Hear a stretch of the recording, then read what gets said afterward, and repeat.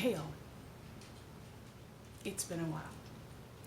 To everyone who's joined us since the last video came out, welcome, thank you. And there's a few things that have changed. We're still in the same house, all that life is wonderful here. But I am, quick health update, down 110 pounds, feeling fantastic. Best thing I've ever done for myself, to be honest. But that's not why I'm here today. In the current state of things, with everybody being home, or they should be home, it's a perfect time to start crafting again. And excuse the sounds, the dog that doesn't want to settle. But I need to weave. It's been since Christmas. I did a bunch of scarves and stuff like that for Christmas gifts, and they were pumped out pretty quickly, so I didn't record any of that. But I am going to record a full weaving video from end to end.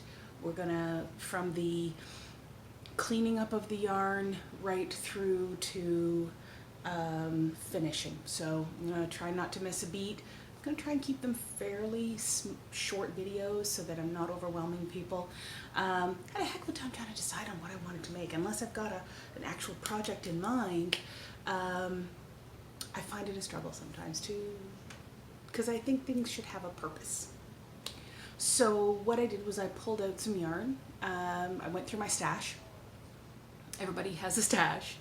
And decided on, I had two options, leaning towards a herringbone weave, because I also realized that I've done the log cabin, but I haven't done the herringbone weave on the channel. Thought I had, guess I haven't. And so the natural, of course, is to go with the black and white. But I thought I wanted something a little bit more creative than that. So I will change the camera around and show you what I have out and what kind of mess we're dealing with. Because when things have been in a stash for a while, sometimes things go certain ways. You'll see that my black yarn is a mess. And it is because I had started another project using in crochet and I wasn't feeling it, so I ripped it out. And so I've got my yarn ball winder going and or out, and we're going to go through all of that too. So how I do what I do for weaving, why I do the setup that I do, so that when I actually go to warp the loom, things go more smoothly for me, things like that. So it's late at night on Sunday, and I'm going to just do this quick little intro, show you the yarns, I think, yeah, I'll turn the camera around and show the yarn, or I'll just grab them, no need to do that. And I want to get this up so that people can see that there's something coming.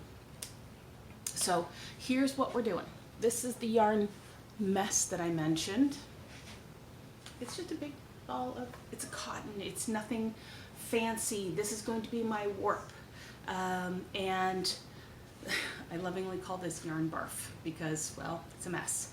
Fortunately, I have a ball winder. I'll be able to get this all straightened out tomorrow, and it'll be a nice, easy to work with balls that are center wound so that it'll flow through the heddle very easily.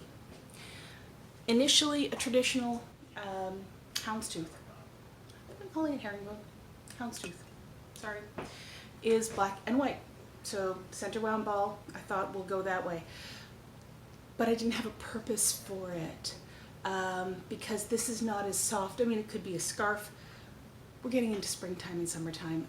I don't know if a scarf is what I want to do. However, what I have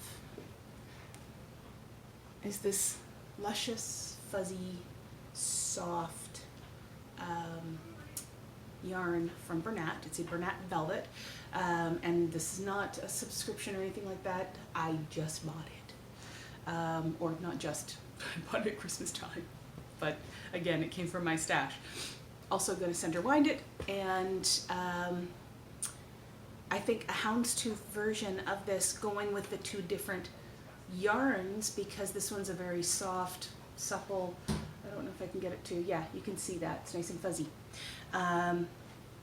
Here's the weft, and this should, well actually it'll be warp and weft because of the pattern. It should be kind of neat to have that different textures in there as well. This is either going to be great or it's going to be a massive failure, but either way, we're going to get her done. So yeah, we'll kick this off tomorrow. I'll see you soon.